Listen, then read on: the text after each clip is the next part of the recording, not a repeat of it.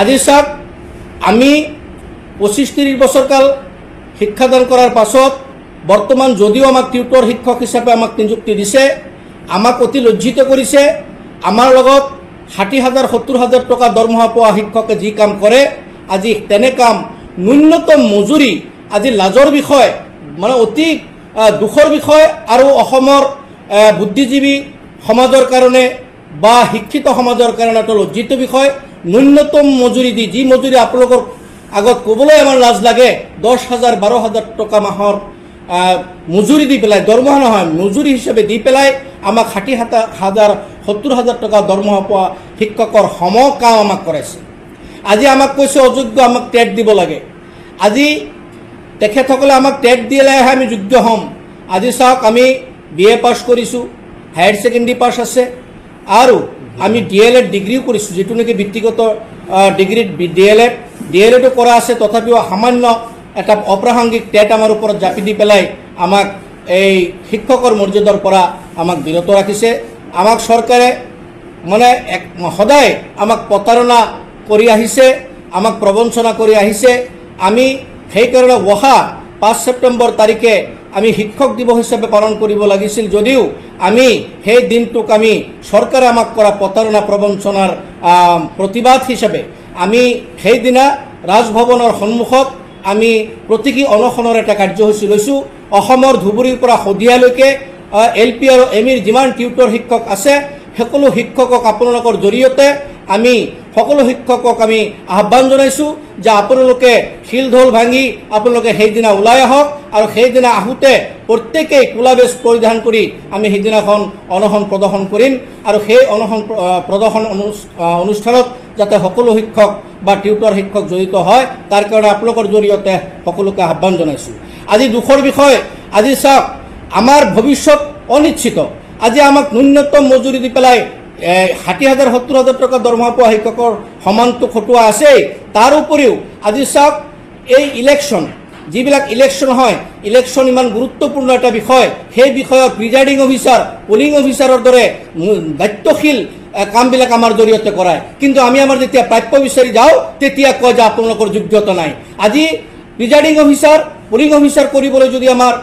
যোগ্যতা আছে, তেনেহ'লে সামান্য এটা টেটটো তেখেতসকলে মানৱীয়তাৰ ভিত্তিত বা মানৱীয়তাৰ দৃষ্টিত তেওঁলোকে টেটটো ৰেহাই কৰিব নোৱাৰেনে? নিশ্চয় পাৰে। মাননীয় মুখ্যমন্ত্ৰী নোৱাৰা কামনো কি আছে? তেখেতে নিজকে বলিষ্ঠ বা অসমৰ ৰাইজেও জানে তেখেতে এটা বলিষ্ঠ পদক্ষেপ ল'ব পৰা এজন সাহসী মুখ্যমন্ত্ৰী। আৰু এই মুখ্যমন্ত্ৰী যদি আমাৰ ওপৰত নিশ্চয় অলপ হৃদয় জাগিলে হয়, নিশ্চয় তেখেতে আমাৰ সমস্যাটো অতি সহজে সমাধান কৰি পেলাই আমাৰ এই বৰ্তমান 8,000 মান LP ME টিউটৰ আছোঁ, এই টিউটৰখিনি আমাৰ শিক্ষকৰ মৰ্যাদা দি আমাক জীয়াই থকাৰ সমল তেওঁলোকে যোগান দিব পাৰিলে হয় নিশ্চয়। গতিকে আপোনালোকৰ জৰিয়তে মুখ্যমন্ত্ৰী, অসম চৰকাৰ তথা শিক্ষামন্ত্ৰীক অনুৰোধ জনাইছোঁ, কাতৰ অনুৰোধ জনাইছোঁ। আৰু আমি একাধিক ক্ৰমে সদায় আমি অনুৰোধ জনাই আছোঁ, যিহেতু আমি শিক্ষক সমাজ, আমি বিশৃংখলতা আমি ছাপোৰ্ট নকৰোঁ, আমি কেতিয়াও অশান্তিৰ পৰিৱেশ সৃষ্টি কৰিব নোখোজোঁ। আমি খোজোঁ শান্তি হিচাপে আমি ছাত্ৰ ছাত্ৰীক যাতে এটা গুণগত শিক্ষা দিব পাৰোঁ, তাৰ ব্যৱস্থাৰ কাৰণে চৰকাৰে এটা ইতিবাচক পদক্ষেপ আমাৰ কাৰণে অতি সোনকালে লয়। আৰু বিষয় আমাৰ ভৱিষ্যত ধৰক কোনো NPS নাই, পেঞ্চনৰ ব্যৱস্থা নাই। মুখ্যমন্ত্ৰী মহোদয়ে যেতিয়া 5 ফেব্ৰুৱাৰী 2021 তাৰিখে আমাক নিযুক্তি দিছিল, তেখেতে কৈছিল, আমাৰ তাত ভিডিঅ' ৰেকৰ্ডিং নিশ্চয় আছে, আপোনালোকক যদি বিচাৰে আমি দিব পাৰিম। তেখেতে কৈছিল যে আজি আপোনালোকে নিযুক্তি পত্ৰ লৈ যাওক, লৈ যোৱাৰ পাছত যদি 1 মাহৰ ভিতৰতো বা 1 দিন পাছতো যদি কোনোবাই মৃত্যু হয় আৰু কোনোবাই ৰিটায়াৰ্ড কৰে, আপোনালোকক 10 লাখ টকাৰ গ্ৰেচুইটি দিয়া হ'ব। কিন্তু সেই প্ৰতিশ্ৰুতি আজি ফুটকাৰ ফেন হ'ল। আজি চাওক এই মন্ত্ৰী বিধায়কসকলে 5 বছৰৰ কাৰণে তেখেতসকলে মন্ত্ৰিত্ব বা বিধায়ক হৈ পেলাই ৰাইজৰ ভোটত, আৰু তেওঁলোকৰ ভৱিষ্যত নিশ্চিত কৰাৰ কাৰণে 50 লাখ কোটি কোটি টকাৰ ছাবচিডিৰ অনুদান তেওঁলোকৰ লাগে ভৱিষ্যত নিশ্চিতৰ কাৰণে। আজি আমি 25-30 বছৰ কাল এই বিনা বেতনে শিক্ষাদান কৰি সমাজৰ মানৱ সম্পদ গঢ় দিয়াৰ ক্ষেত্ৰত আমি আগভাগ লোৱাৰ পাছতো আজি আমাৰ ভৱিষ্যত অনিশ্চিত। আজি আমাৰ পৰা প্ৰায় 20%, প্ৰায় 2,2500 মান শিক্ষক ৰিটায়াৰ্ড হৈছে, বহুতে চিকিৎসাৰ অভাৱত মৃত্যুবৰণ কৰিছে। তেখেতসকলে আজি শূন্য হাতে চকুৰ পানী টুকি টুকি আজি তেওঁলোকে বিদায় ল'বলৈ বাধ্য হৈছে। গতিকে আজি আপোনালোকৰ জৰিয়তে, অসমৰ সংবাদ মাধ্যমৰ জৰিয়তে অসমৰ বুদ্ধিজীৱীসকলক আৰু অসমৰ বিভিন্ন সংগঠন, ছাত্ৰ সংগঠনসকলক আৰু অসমৰ গোটেই ৰাইজক আমি আপোনালোকৰ জৰিয়তে অৱগত কৰিব খুজিছোঁ যে আমাৰ যি সমস্যা, এই সমস্যা সন্দৰ্ভত যাতে সকলোৱে মাত মাতে আৰু এই দাবীবিলাক যাতে সকলো তৰফৰ পৰা যায় আৰু চৰকাৰ বাধ্য হয় আৰু আশা ৰাখিম চৰকাৰে এই সৰকাৰেৰ যেহেতু একদম অন্তিম সময় আমি একাধিক্ৰমে গণতান্ত্ৰিক আন্দোলন কৰাৰ পাছতো কোনো আন্দোলনকে তেখেতসকলে কেৰেক্ট কৰা নাই অথচ আমাক বাৰে বাৰে প্ৰতাৰণাৰ প্ৰবঞ্চনাৰ বলি কৰিছে সৰকাৰি ৰঙাভিটাৰ পেছত পেলাই পেলাই আমাক জীবন ধ্বংস কৰিছে গতিকে অতি কাতৰেৰে আমি আহ্বান জনাম সৰকাৰক অনুৰোধ জনাম যে হে মাননীয় মুখ্যমন্ত্ৰী মহোদয় হে মাননীয় অসম সৰকাৰ হে মাননীয় অসমৰ শিক্ষামন্ত্ৰী মহোদয় আমাৰ জীবনেৰ প্ৰতি লক্ষ্য ৰাখি আমাৰ জীবনেৰ ভবিষ্যৎ নিৰাপত্তা ৰাখি আমাক টিউটৰেৰ পৰা শিক্ষকৰ মৰ্যাদা দিয়ক আৰ উপযুক্ত দৰমহাৰে আমাক ৰেগুলাৰ দৰমহা ৰেগুলাৰ স্কেল পে দৰমহা দিয়ক আৰ আমাৰ ভবিষ্যৎ নিশ্চিতৰ কাৰণে আমাৰ পেনশনেৰ ব্যবস্থা কৰক আৰ যিসকল ৰিটায়াৰ্ড হয়েছে আৰ হবলৈ গৈ আছে তেখেতসকললৈ 10 লাখ টকাৰ যেটো গ্ৰেচুইটি আপুনি আপোনাৰ মুখেৰে প্ৰতিশ্ৰুতি দিছিল সেই প্ৰতিশ্ৰুতি ৰক্ষা কৰক আৰু আমাৰ যিসকল শিক্ষক আমি বৰ্তমান আছো টিউটৰ হিচাপে এই শিক্ষকসকলৰ 25-30 বছৰৰ অভিজ্ঞতাক মান্যতা দি পেলাই টেট ৰেহাই কৰক অন্যথা মানৱীয়তা দৃষ্টিত যদি আপোনালোকে পাৰে যদি টেট পাতিবই লাগে মানৱীয়তা দৃষ্টিত এটা টেটৰ ব্যৱস্থা অতি সোনকালে 1-1.5 মাহৰ ভিতৰত অতি সোনকালে পাতি পেলাই সকলোকে এই টেটত উত্তীৰ্ণ কৰাৰ ব্যৱস্থা আপোনালোকে কৰক অন্যথা আমাৰ জীৱন ধ্বংস গতিকে আপোনালোকৰ জৰিয়তে অসম চৰকাৰক অনুৰোধ জনাইছো যাতে অতি শীঘ্ৰে আমাৰ এই ব্যৱস্থাটো কৰে আৰু আমি অহা 5 ছেপ্টেম্বৰ তাৰিখে যেটো অনশন কাৰ্যসূচী লৈছো প্ৰতীকী অনশন সেই অনশনত যাতে অসমৰ এলপি আৰু এমিৰ যিমান টিউটৰ শিক্ষক আছে সকলো যাতে আহি পেলাই আমাৰ এই অনশন কাৰ্যসূচী সফল কৰে আৰু চৰকাৰৰ দৃষ্টি আকৰ্ষণ কৰে ধন্যবাদ আমি মাননীয় সাংবাদিক বন্ধুসকল আমি বিভিন্ন প্ৰতিবাদ কৰি আহিছো আৰু আমি যোৱা 28 জুলাই তাৰিখে আমি প্ৰতিবাদ কৰিছিলোঁ আমি ডিছপুট হলো কাৰ্যসূচী লৈছিলোঁ সেই কাৰ্যসূচী লওঁতে আমাৰ প্ৰতিবাদস্থলীৰ পৰাই আমাক এৰেষ্ট কৰি পেলাই লৈ গৈছিল আমাৰ লগত আমাক এৰেষ্ট কৰি পেলাই আমাক গোটেই শিক্ষক আমাৰ টিউটৰসকলক নি পেলাই আমাক আপোনাৰ মানে বেটেলিয়ান কেম্পৰ ভিতৰত নি পেলাই আমাক সকলোকে বন্দী কৰিলে বন্দী কৰি পেলাই আমাক 4:30 বজালৈকে তাত ৰখাই পেলাই আমাৰ কোনো চৰকাৰী পক্ষ মানুহে আমাৰ লগত কোনো ধৰণৰ আলোচনা নকৰিলে বা একো কথা নাপাতিলে আজিলৈকে নকৰিলে শেষত পুলিচৰ বিষয়া এজনে আহি পেলাই আমাৰ মেমৰেণ্ডামখন নিলে আৰু নি পেলাই তেখেতে ক'লে যে মেমৰেণ্ডামখন আপোনালোকে আমি চৰকাৰ পক্ষত অৰ্থাৎ আমি মুখ্যমন্ত্ৰী চেলত আমি এইটো দিম আৰু দিয়াৰ পিছত আপোনালোকৰ লগত আলোচনা কিবা হ'লে হ'ব সেই বুলি কৈ পেলাই আমাক লৈ গুচি গ'ল মানে আমি যে আন্দোলন কৰোঁ আমাৰ সেই আন্দোলনত কোনো ধৰণৰ চৰকাৰী পক্ষ মানে চৰকাৰৰ পিনৰ পৰা আমাক সহায় নাই আৰু যদিও সহায় জনায় কোনোবা এদিন যদি আমি আজিলৈকেতো বহুতটা আন্দোলন কৰিছোঁ তাৰ মাজতে 2-এটা আন্দোলনত আমাক মাতি লৈ গৈছে আমাক শিক্ষামন্ত্ৰী ডাঙৰীয়া আমাক মাতি লৈ গৈছে আমি যদিও মুখ্যমন্ত্ৰী মহোদয়ক আমি হস্তক্ষেপ বিচাৰোঁ মুখ্যমন্ত্ৰী মহোদয় কিন্তু আজি 5টা বছৰ আজিলৈকে আমাক কোনো কাৰণতে তেখেতে লগ দিয়া নাই আমি তেখেতৰ মানে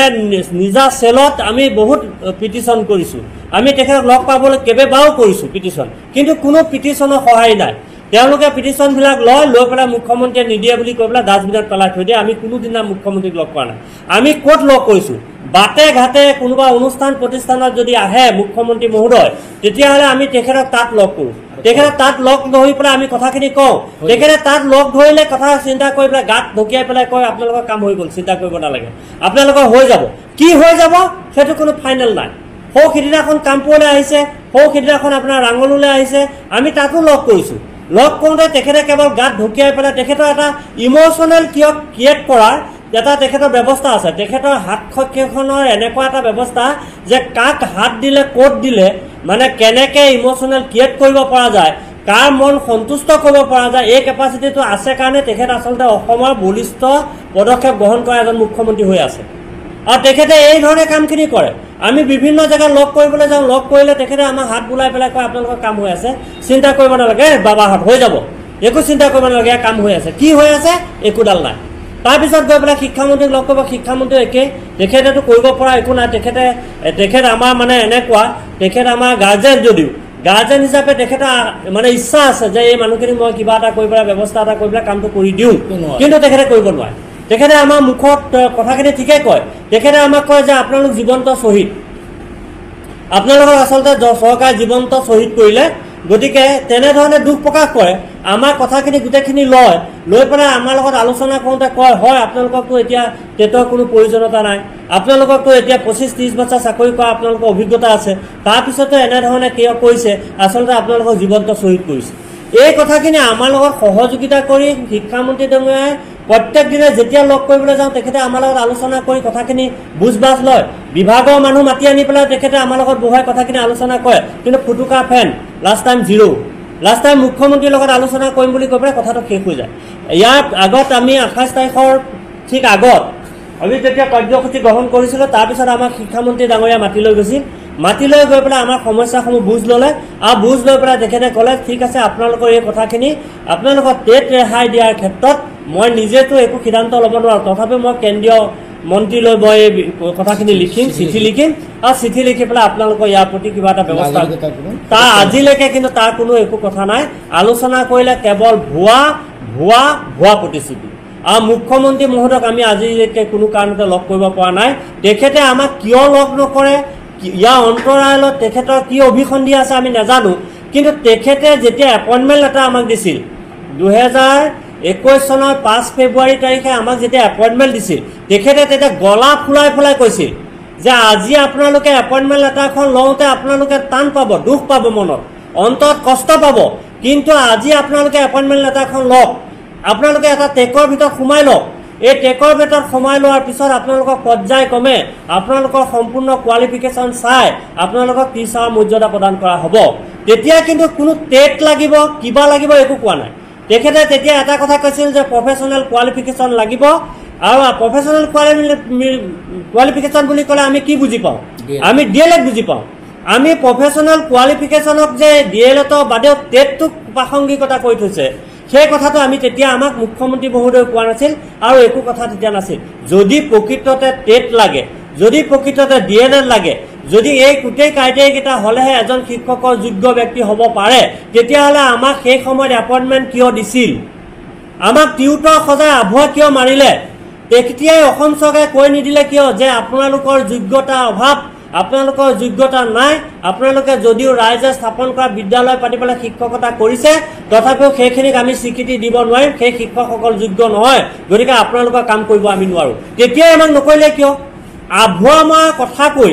আমাক বিভৎ এটা পেণ্ডেল বনায় বহুত হাজাৰ মানুহ গোটাই প্ৰায় 15,000 মানুহক গোটাই পেলাই সেই 15,000 মানুহক গোটাই আস্ফালন কৰি পেলাই মই ইমান মানুহক এপইণ্টমেণ্ট দিছোঁ বুলি কৈ যিটো আস্ফালন কৰি অসমত হৈচৈ সৃষ্টি কৰিলে কিন্তু সেই এপইণ্টমেণ্ট লেটাৰখন যে সম্পূৰ্ণ মানে প্ৰতাৰণামূলক এপইণ্টমেণ্ট লেটাৰ সেইটো কথা আমি আজি তাৰিখত আমি বুজি পাইছোঁ আৰু আমি বুজিছোঁ আৰু এই একেখিনি কথা সেই সময়ত এপইণ্টমেণ্ট দিয়ক আমাক ৰাইজে যেতিয়া আমি এপইণ্টমেণ্ট লেটাৰ পাইছিলোঁ তেতিয়া আমাৰ ৰাইজে বহুত আনন্দ কৰিছিল যে আমাৰ এই কষ্ট পোৱা শিক্ষকসকলে আজি যোগ্যতা পালে কিন্তু ৰাইজে সেইখিনি সময়ত আনন্দ পোৱা এই কথাটো সম্পূৰ্ণ যে এটা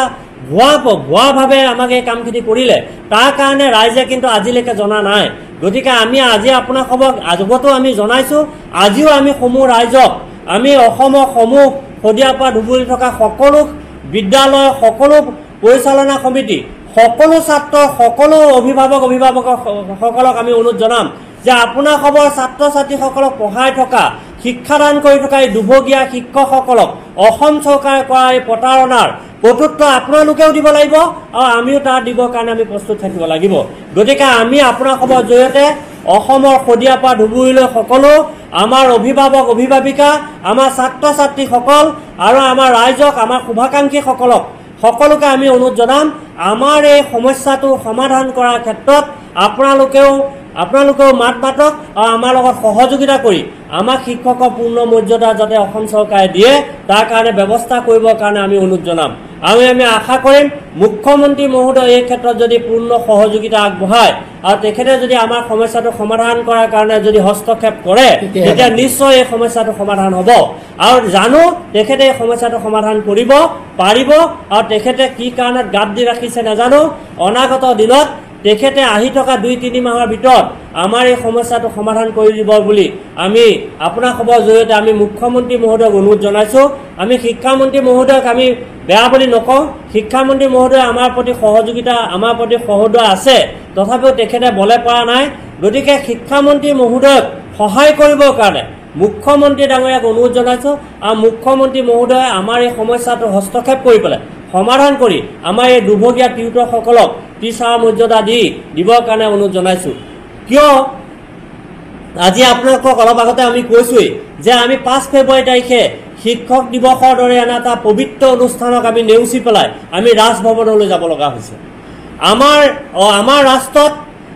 যিজন উপ ৰাষ্ট্ৰপতি আছিল আপোনাৰ ডক্টৰ সৰ্বপল্লী ৰাধাকৃষ্ণ, তেওঁ নিজেই তেওঁ নিজৰ জন্মদিনটো কি হিচাপে পাতিব লাগিব বুলি যদি ছাত্ৰসকলে সোধোতে তেওঁ কৈছিল শিক্ষক দিৱস হিচাপে পালক বুলি। এনেকুৱা এটা পবিত্ৰ কথা ক'ব পাৰিছে। সেই তেনেকুৱা এটা পবিত্ৰ শব্দ অংশীদাৰী হিচাপে আমি থকাৰ পিছতো আজি আমি 5 ছেপ্টেম্বৰ তাৰিখটো শিক্ষক দিৱসৰ দৰে মৰ্যাদাটো হাতত ল'বলৈ এই ছাত্ৰ ছাত্ৰীৰ পৰা মৰম আঁকোৱালি ল'বৰ পৰা এই পৰিৱেশটো আমি আওকাণ কৰি পেলাই আমি তেওঁলোকৰ মৰমটোকো নেওচি আমি ৰাজভৱনলৈ যাব লগা হৈছে। গতিকে আমি আচলতে সেই কাৰ্যসূচীটো লৈ পেলাই আমি নিজকে অপৰাধী বুলিয়ে ভাবিছোঁ। তথাপিও আমাৰ মৰ্যাদাক হানি কৰাৰ পৰিপ্ৰেক্ষিতত আমি অসম চৰকাৰক বুজাই দিবৰ কাৰণে সেই কাৰ্যসূচীটো হাতত লৈছোঁ। এই কাৰ্যসূচীয়ে অন্তিম কাৰ্যসূচী হওক আৰু এই কাৰ্যসূচীয়ে যাতে অসমৰ মুখ্যমন্ত্ৰীৰ তেখেতৰ মনৰ যিটো আৱেগ, তেখেতৰ মনৰ যিটো ভাৱ সেইটো ভালদৰে উদয় হওক, ভাল হওক। আৰু আমি ঈশ্বৰৰ ওচৰত অনুৰোধ জনাইছোঁ তেখেতক সুবুদ্ধি দিয়ক আৰু আমাৰ এই দুৰ্ভগীয়া শিক্ষকসকলৰ সমস্যাটো সমাধান কৰি আমাক টিউটৰৰ পৰা টিচাৰলৈ নি আমাৰ মৰ্যাদা ঘূৰাই দিব বুলি আপোনালোকৰ খবৰ জৰিয়তে অনুৰোধ জনাই মই বক্তব্য সামৰণি মাৰিছোঁ। ধন্যবাদ।